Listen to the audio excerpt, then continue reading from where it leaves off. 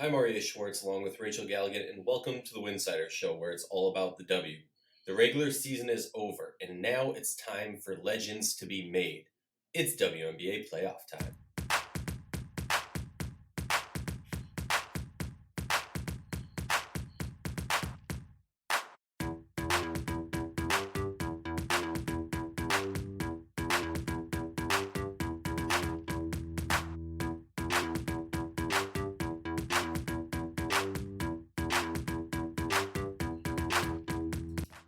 If you like our show, please consider joining our Patreon community, patreon.com/Winsidr. For less than a cup of coffee a month, you can directly show support for the hard work we do covering the W. And don't forget to see our amazing staff's written content over on winsidr.com. That's winsidr.com. And remember, downloading the episode makes our stats look better, your listening experience better, and allows us to continue doing this important work. My last plug, if you want to sponsor an episode or sponsor something else regarding Winsidr, just email us at info@winsidr.com. Rachel, it's great to be back in the booth. I know you've been busy. I don't want to get into too much. I've been a little bit busy with a illness in the family. Had to go to Minnesota and help take care of that. And as I always say, family comes first. But it is amazing that it's playoff time. It's amazing that we're back in the swing of things. It's great to be back in the booth with Rachel. Rachel, how you doing? I'm good. It's playoff time. Just, figuring out all these awards and, the debates all over Twitter about GOATs and, first team MVPs, all that sort of stuff. It's a fun time of year. Obviously, very much looking forward to Thursday's first round matchup. Lot to unpack. We're going to have to do a few episodes this week, I think. Oh yeah, we're gonna have to do one for the awards. Which, by the way, regarding the GOAT, I'm just gonna throw this out there, and we've done this debate before. I think it's like our sample episode. If you've never listened to our podcast before, it was 2 years ago. We might have to do another GOAT debate episode and bring on a panel of people. I'm just gonna throw this out there. Like, say what you want, Diana Taurasi, she ain't the GOAT. Like I've said this before, I'll say it again. We'll make a whole episode out of it. Like, look at the stats, look at everything. She's just not. Like, yeah, she's gotten a lot. Whatever. That's a whole other thing. Let's talk about the playoffs, the playoff picture before we get into all that. I'm just gonna let that time bomb. Like, go you can't off just on say that and then be like, okay, moving on to the next. You're like, gonna get me all fired up here. Yeah, but Rachel, I think it's clear. In a certain situation, would you want her on your team over any other player? Yes. But that doesn't make her the greatest of all time. That's all I'm saying. It Like, I'm makes not it, trying to yeah, knock her but in any again, way. that's the beauty of these arguments, right? Like you can look at stats, you can look at rings, you can look at people determine their GOAT based on a different metric than someone Sure. else, and that's I what mean, makes you know this my goat. absolutely 100%. No, I completely agree, and I think and something that you and I have preached for years now is the important part is to have these discussions. I think my biggest pet peeve is, and the reason that I'm so adamant against this Diana Taurasi is the GOAT thing, is because, heck, I'll say it, it's lazy, right? Like, it's been the narrative that has been said for so long that I feel like people just kind of go with it, right? Like, it's almost like accepting that some law of science or something, whatever it is, The accepting world it and then is moving. round. Yeah, well, the world is flat. No, like no, but it's accepting something that we assume is fact and living as if it's fact, but it's not fact. It's an opinion. You know what I mean? It's an opinion. So whatever. We'll now that's its own. Now we spent enough time on that. We will do a whole episode on that. What I do want to talk about though is the playoff race got a little bit crazy, a little bit heated. The Phoenix Mercury were on like a crazy win streak until they lost to the Sun, and then just tail dived going into the playoffs. How much of it, was game planning versus resting players and understanding where you're seated in the playoffs and what's best for the team, I don't know. But you got to be a little concerned. It's weird, Rachel, right? Like, just talking about the first matchups before we even get into them, like, there was a few teams that needed to win to get in. The Mystics, with 2 games left in the season, all they had to do was win one of those 2 games. They play the Liberty and the Liberty win, which keeps the Liberty's hopes alive. But then the Liberty, like, literally, they Jar Jar Binks, Star Wars shout out if anybody understands that. They stumbled their way and in perfection, doing absolutely nothing but fall into the playoffs, right? Like, Is that good for Walt Hopkins and his career? Yes. Is it good for the Liberty fans? Yes. For me, like, I'll be honest, I hated to see that, right? Like to see two teams, the Mystics and the Sparks, both had life in their own hands. Their future was For dictated sure. by themselves, and they couldn't pull off a win. And the Sparks even knew, right? Like the Sparks needed a Mystics loss, and they win against the Wings, another bottom seeded team, to move on, and they couldn't get it done. Do you want to talk Mystics or you want to talk Sparks just briefly before we start talking about the actual playoff I'm just teams? gonna say a little bit of a generalization too. I mean, those are great points. Like when you have your own destiny in in your hands. I mean, we all sat there every year. It happens in in college basketball too. You know, when you're talking about conference finishes, things like that. You know, you're doing all these different scenarios. We need this team to win by this, and da da da da da, and then maybe we can do this, and it becomes exhausting. I mean, at the end of the day, you know, you got to focus on what you can control, and you got to take care of you. You got to do what you need to do, and you know, LA was not able to do that. Washington was not able to do that. You know, it's kind of crazy to me. I mean, we're talking about, you know, a little bit of a tailspin with Mercury headed into the playoffs. And I don't and for me I don't think it's anything to be too concerned with. I think the Mercury played exceptionally well the second quote unquote half, if you will. But at the same time, did they peak at the wrong time? I mean, you know, the final three losses headed into playoffs, I think you kind of have to take with a grain of salt because there has to be some strategy. I mean, BG only played 15 minutes the last game. So, you know, I think if we want to talk about a slight tailspin of the Mercury, you have to talk about the undeniably ridiculous tailspin of the New York Liberty, which still somehow got themselves into playoffs. It's like, good lord, you know, like man, like it's like here's a gift for you. You get to breathe a new life, and you did enough in the earlier part of the season when you weren't atrocious to be able to still get yourself in the playoffs. And credit to you, but man, it's like I'm not sure with this specific matchup of Mercury Liberty. I know we'll get to here in a second.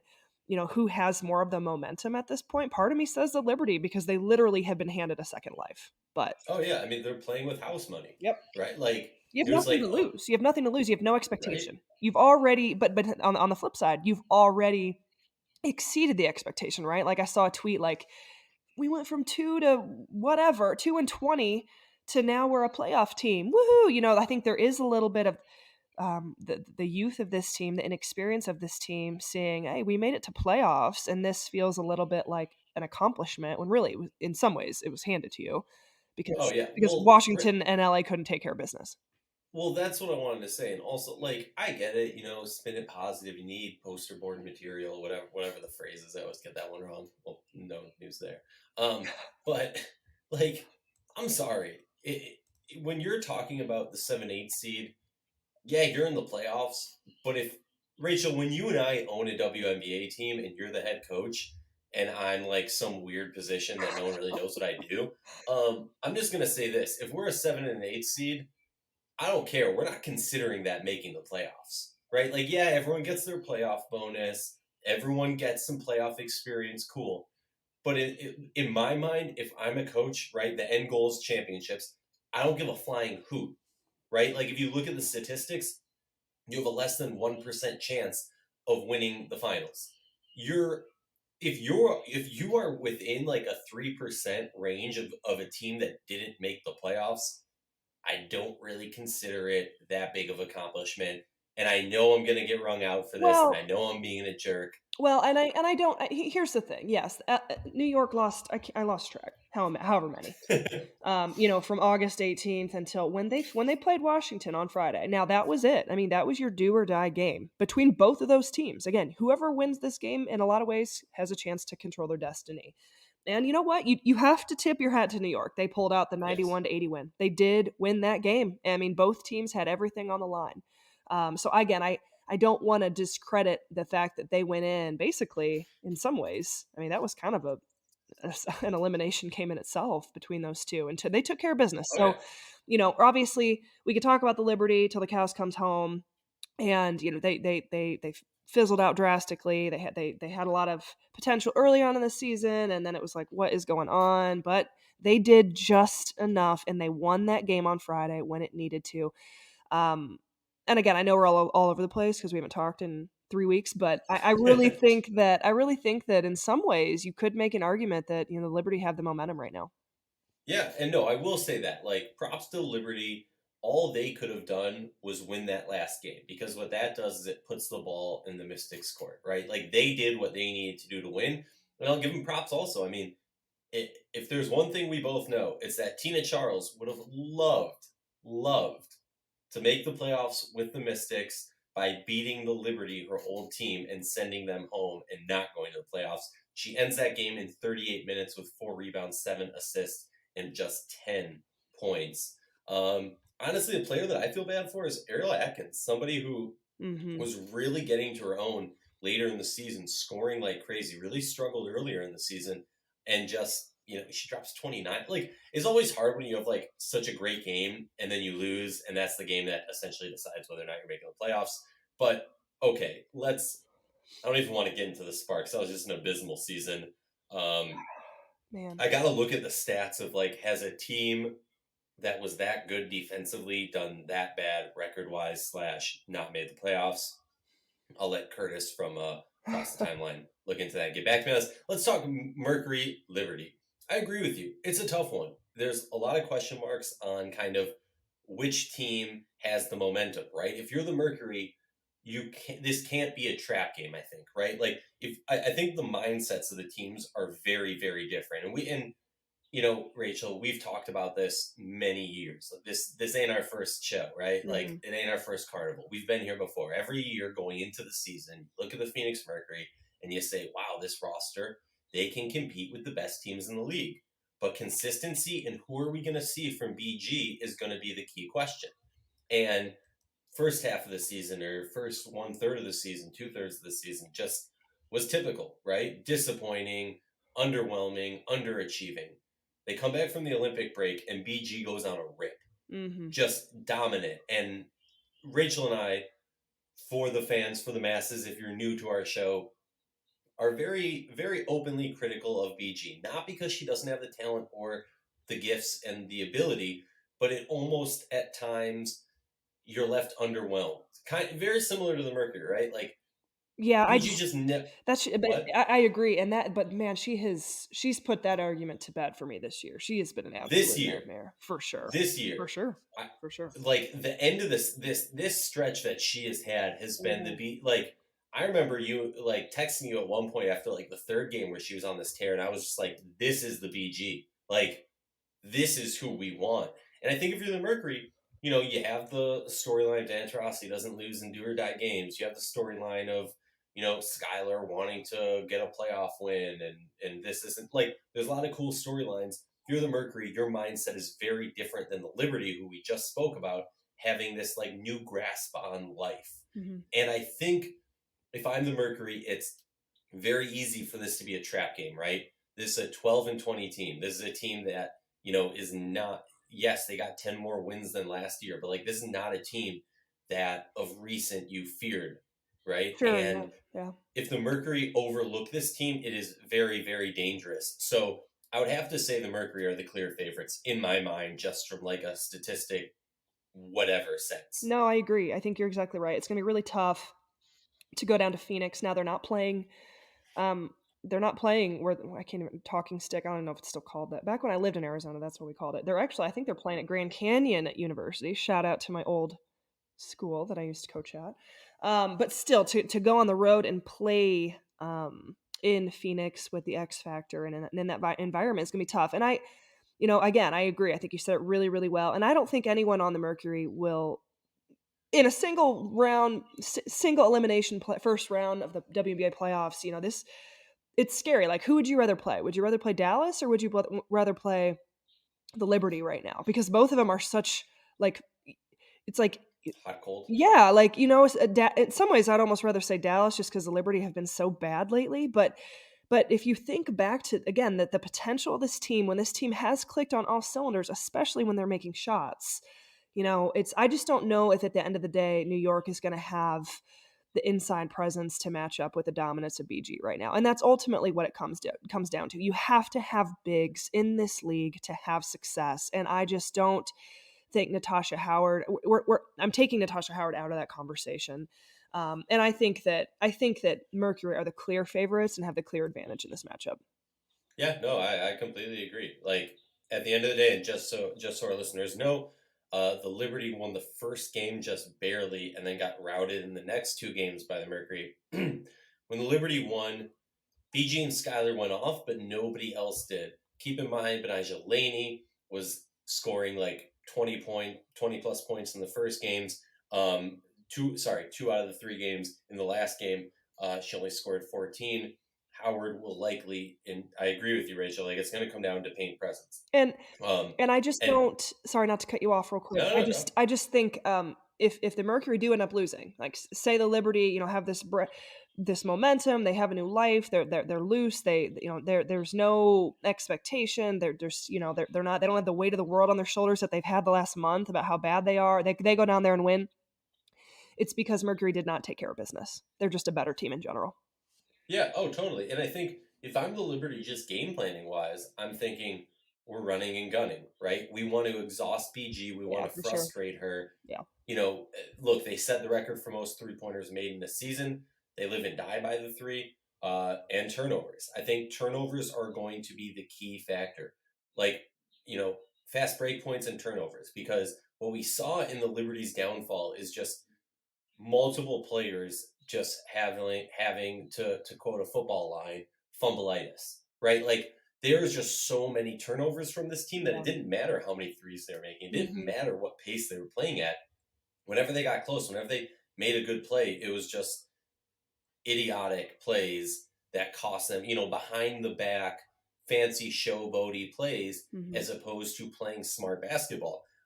For me, for the Mercury to win, I completely agree with you. To get a little bit more poignant on it, I would just say a third player needs to pull some weight. In the games that they won, it was because there was a third player. So we know BG is going to do well. We know Skylar's going to do well. But the real question is it going to be Diane Rossi? Is it going to be Kian Nurse? Is it going to be Shea Petty? Who else is going to step up on this Mercury team to kind of finish the job for the Liberty? Or sorry, excuse me, for the Mercury with the Liberty. Let's do some predictions, Rachel. I'll let you go first. Who do you think wins and by how much? I've got the Mercury. I'm gonna go Mercury by 10. Damn you. That's what I was going to do. I too am going to go with Mercury. But I'm going to say, you know what? I'm going to Prices Right you and say Mercury by 11. Of course you are. Write them Right? down. Save it. Save it. It's written. It is written in the It's book, in the written good book.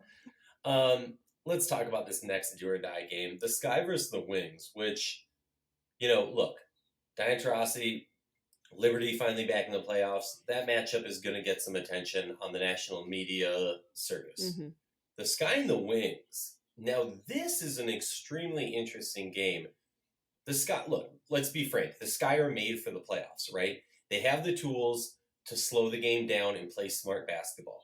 They have the tools to run fast basketball. They have vets, right? They're not a team of young players. So they are poised to do good in the playoffs. But the real question is consistency, right? Like, let's be frank. We were talking about this before the episode. I'll say it, this is a disappointing season for the Sky to drop to where they are, to have that, Yeah. that I think it was like an 8-game losing streak, the 7-game win streak, whatever it was, or 8-8. It's a disappointing season for the Sky. They're not where they want to be, and now because of that, they are in a spot that nobody wants to be in, playing the Dallas Wings, a fast-paced, high-octane offense that any night can go off for a ridiculous amount of points in a do or die game. I mean, both these teams are so similar, and in my opinion, it comes down to paint defense. What do you think it comes down to? It comes down to just I mean, I think it comes down to which team wants to defend on Thursday. I mean, that's what it is. That's what it's going to be. I think that it's interesting that Dallas has been a tough challenge for Chicago. They win the series so far in the regular season 2-1. Dallas lost. They dropped the first meeting in June, 91-81. Chicago took that one. The second meeting in the early parts of July, Dallas won 100-91. And then on the 17th of August, Dallas won 80-76. Now, Dallas is averaging just over 90 points a game against Chicago. And Chicago's probably, doing quick, terrible Eastern Illinois education math in my head, averaging around, mid 80s. So I mean, teams they're scoring against each other. I just don't know if Chicago defensively, can hold them down, and I've not seen enough consistency from this team. And again, I love the Chicago Sky because I've just grown up watching this franchise. But, it's like you start out really, really bad, then you get really, really hot. Then it's just this like exhausting roller coaster. Win 2 games, lose 1. Win a game, lose 3. Win 2 games, lose. It's just constant back and forth. So, this is I really think it could go either way. It's a flip of a coin for me. And I don't know that the home court advantage has any different. I think, you've got players like Aryeh in playoffs. Again, just kind of that house money, like, right? We made it. We're here. We've made that next step. And now the lights are on and this is do or die. This is the game that I'm most excited about because I just think there's too many storylines and they could go too many ways. It's going to be a really fun offensive matchup, but it's going to come down to which team is going to defend and which team is going to rebound. Oh, totally. And the funny thing is, I could see this being like Chicago Sky with. Here's the thing: if it comes down to a last moment play, there's no question in my mind, Sky win, right? Like the Chicago Sky are a team with a very good coach and a very good roster that can execute. We've Who's seen that experienced in playoff time. experience in playoff time, but also experience executing on last moment plays. Like Mhm. under a minute left, draw up a play, James Wade, and the team is confident and can do that. That's the huge advantage that I think they have. But the other aspect, kind of why I fully agree with you that it's a flip of a coin, is this could also be like I would not be shocked to see a 20-point blowout by either of these teams towards the other team. Right. I mean, I guess it could. I mean, there hasn't really been that big of a point differential. I mean, most of their games have been, it was 10 points, 9 10, points, 9, and 4. 4, so it's still a pretty evenly matched two teams that want to go score, they want to play fast, they want to make quick decisions, and they don't necessarily want to hang their hat on the defensive end of the floor. Oh So yeah. it's like I said, the ones that are disciplined and do decide to does a better job of it that night is that's the difference of the game. But I mean, I don't know, I think a 20-point game might be a bit of a stretch. But again, like these are just two teams where you're going, they both can be really, really good or they both can be really bad. Well, exactly, and that's why, Yep. because in the playoffs, I think everything has a magnifying glass, right? And so, while yes, during the regular season, whatever, but I think when it comes to the playoffs, we see more of that pressure, pressure bust pipes, and at the end of the day, I could very well see one of these teams just coming out so cold Yeah. that the other team just runs it up. Like, I mean, if I think it's a 20-point game, I think it's going to be done by like almost like well before halftime, basically. And I yeah, there might be some pushes. It might get close at one point, but it'll be clear who's dominating throughout the whole game. And the more I talk about it, the more I kind of trick myself into convincing myself this is what is going to happen. For me, the key, I mean, I do want to give a shout out to Aryeh Gumwale because I saw a video of a game the other day. I think it was that LA Sparks game where someone on the team shoots a three. And she's like holding up the three for a celly, doesn't go in. She gets the rebound and knocks down a corner three. And as she runs back to defense, high fives the whole fan section that is like front row on the court. And I just love that because so rarely do we see that exuding of energy and like there's certain players that I just love to watch when they do things like that, right? Like Aerial Powers, Aryeh, Jazz Jones. Like there's certain players who feed off the crowd and give back to the crowd, and that's some stuff that I like to see. I mean that was just a cool moment, a cool vibe to see from Aryeh, especially when there was.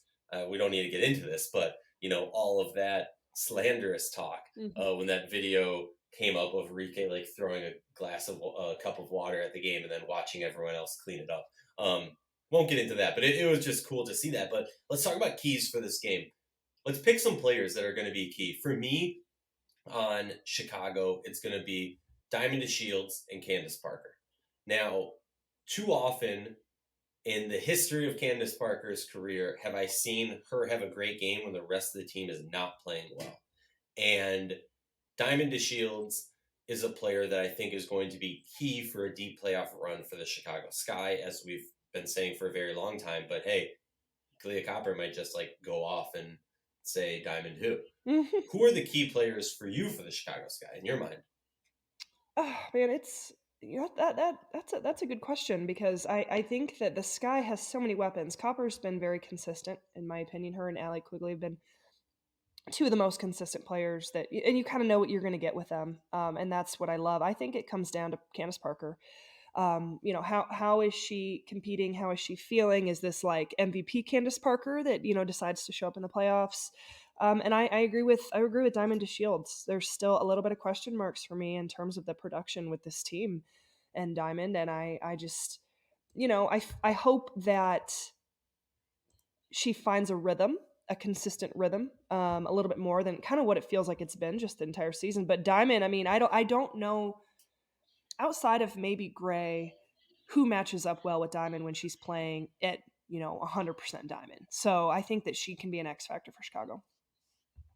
Yeah, no, definitely. All right, let's talk about the Wings though. The Wings are an interesting one because for me, like a huge aspect of this is going to be defense, but also kind of who controls the paint. I know we talked about that in the other matchup, and honestly, that is always a key aspect. But interior, who's going to get the rebounds? Who's going to get second chance points?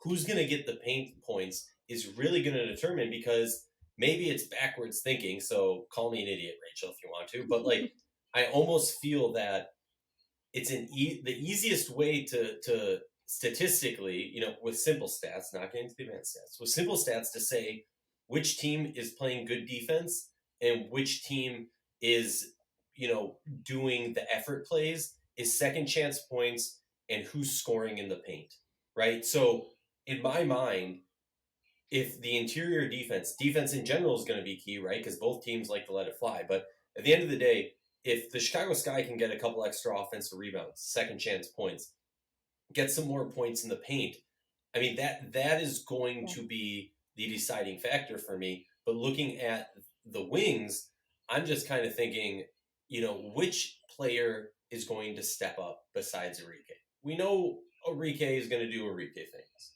but who else are we going to see from? There's been a couple players who I wouldn't be shocked to see kind of have that it game, but I think, Mabry. yeah, Mabry is going to be. She's been phenomenal. She deserves to be in the discussion of most improved, and I think she'll rise to the occasion. There's no doubt about that in my mind. Mabry needs to be good. She's got to be able to knock down shots, but she'll do it. Like to me, she's this cold-blooded killer. She's just like Aryeh in terms of what they bring on the court. For me, it's Satu.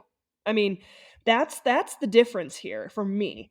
Now, it had been since July 11th that Wings had played without her, and that's a massive blow. How good Satu Sabali is, and now she's got a couple games under her belt. She came back on the 11th. She played on the 19th. So she had a couple games kind of getting her feet underneath her, was playing close to about 21 minutes per game during that time. I think it's Sabali, and she alone could be the difference of if Dallas is able to win, and I think it could be like an overtime game. I really could. I really do. Yeah, no, it definitely I could. think that I Satu. like Sably. I Yep. like that Sably pick, Rachel, Yep. because honestly, like completely I'm big hyped on it, right? But like totally spaced out of my brain when I'm looking at it. And I agree because I was looking, okay, is it gonna be Kayla Thornton? Okay, is it gonna be Izzy Harrison? Okay, is it gonna be Bella?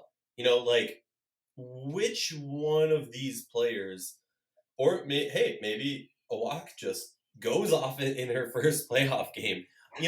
For me, because I'm thinking about what interior players, and hearing you say Sato, I completely agree because you look at her stat breakdowns over this season, and it's like there's been a few blips where it's just not the games you want to see, right? She had 1, 2, 3, 4, 5 games where she doesn't score double-digit points. That's not going to get you, to the next round in the playoffs. We need to see that next level from her.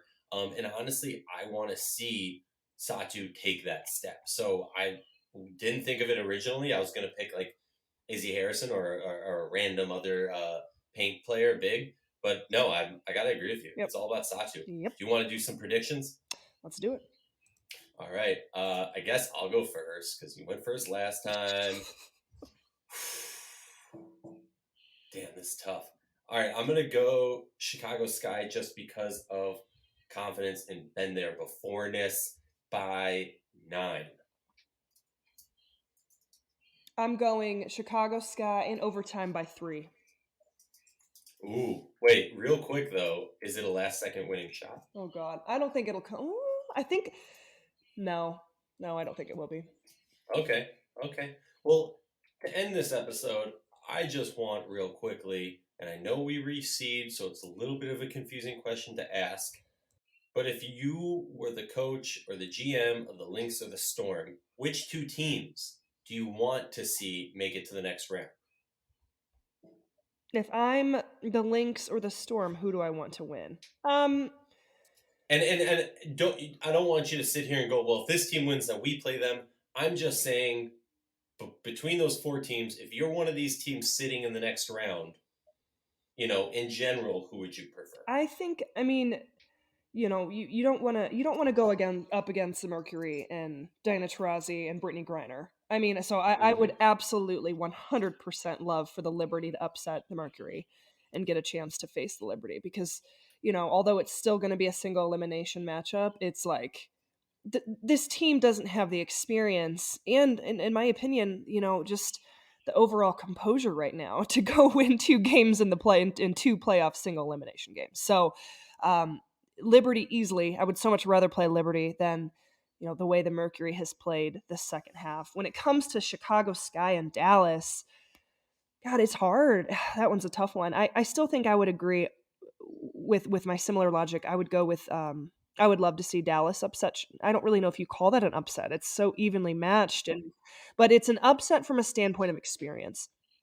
And there is an element of like, all right, we're in the playoffs now. Okay, we just upset Chicago. Like, let's see if we can go do another one. Now, this team is very scary to me. The Dallas Wings, I've said it, out of any other team, is such they're such a complete wild card because would anybody really be that surprised if Dallas went on and made it to the semis and pushed it to I mean, I think it's entirely possible because this team is just that terrifying. But I don't know if they have the experience and they have the overall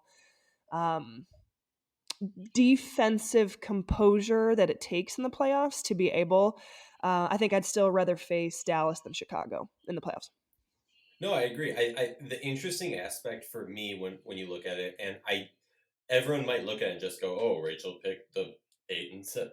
Excuse me, the 8 and 7 seed. Obviously, The blah blah. Wings, No, it's a little bit. that Wings pick is tough. That Wings pick is tough, and I agree with the Liberty. The interesting part for me with the Liberty is like, if I'm Minnesota, I'm not gonna lie, I'm scared to play the Liberty, right? Because they're just that type of team that I could see them, really taking advantage. But also, that said, it does seem that the Lynx have kind of figured it out, and I am going to tip my cap to Cheryl Reeve over Walt Hopkins any day.